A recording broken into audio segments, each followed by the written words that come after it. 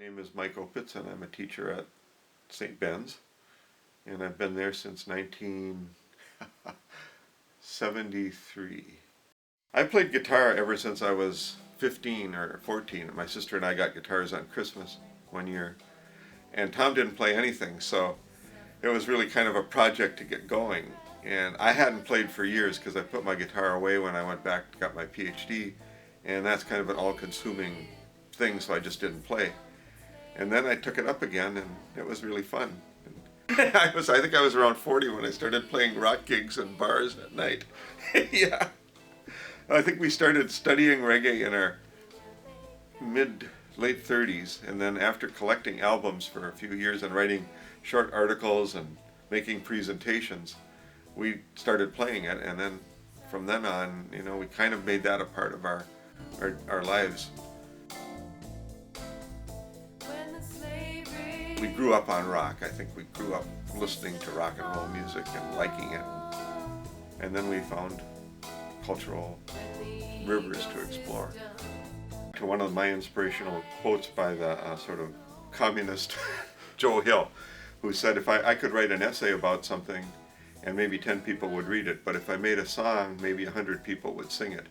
If I'm writing an essay, I feel like I have to come to a fine point and make a conclusion. If I'm writing a song, I feel like I can leave it ambiguous. Since it's a song, I'm going to make it an image. I'm going to leave it as an image.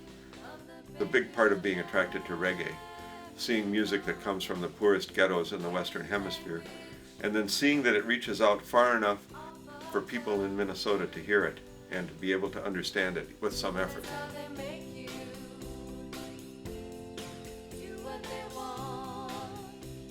We write about things that we might be interested in doing, and then I've personally probably written most of the songs, I think almost all of them. I have something called Twisted Love Songs, and I don't like to write love songs that aren't twisted, but I don't mean in an evil way. I just think that there's so much of this pop garbage that's out there that poses as love, but it's consumerist nonsense. Had a different story with a different kind of plot. I think every song has a certain statement it wants to make, but it would be a sentence if it didn't want you to enjoy it.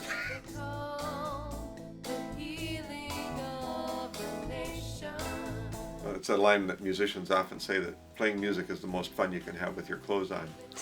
And there's some kind of truth to that because of the communication that people are doing that's not verbal.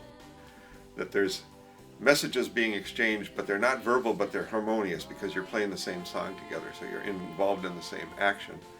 And then when it goes well, it's a great feeling. It's a great feeling. We were working on a song called Virtual Bliss, and we didn't have it figured out right. We didn't have the words. And then we came up with the line, I got lost in the supermarket, and the bright lights dazzled me, and that was a reference to the Clash song, Lost in the Supermarket. And we love the Clash, so whenever we can think about the Clash, we do. And then when we got that line and put it in the song, the three of us started dancing around in a circle because we made a line that we knew was going to be fun in the song and going to be good. So that kind of thing is really fun. It's the creative process, right? That's fun to do. You don't know how it's going to come out. You have an idea, but each person is going to bring something else to it, and that's cool.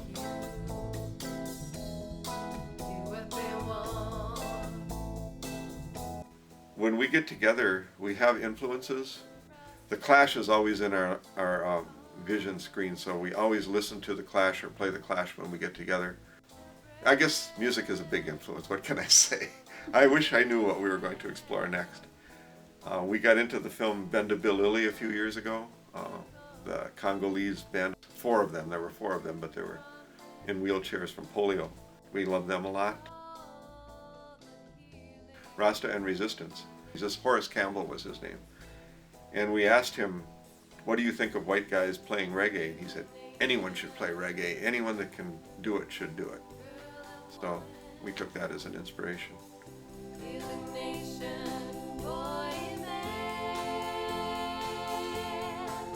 I think in some ways I've been very fortunate because I didn't really start playing in a band until I was around 40 years old.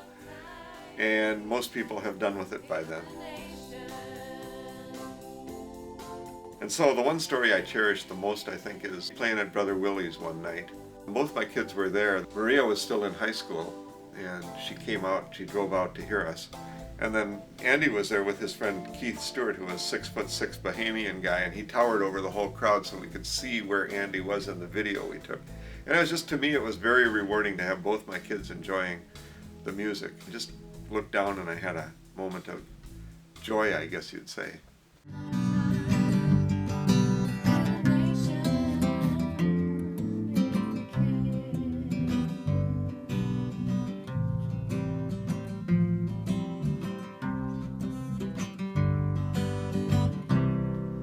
I can't play anymore.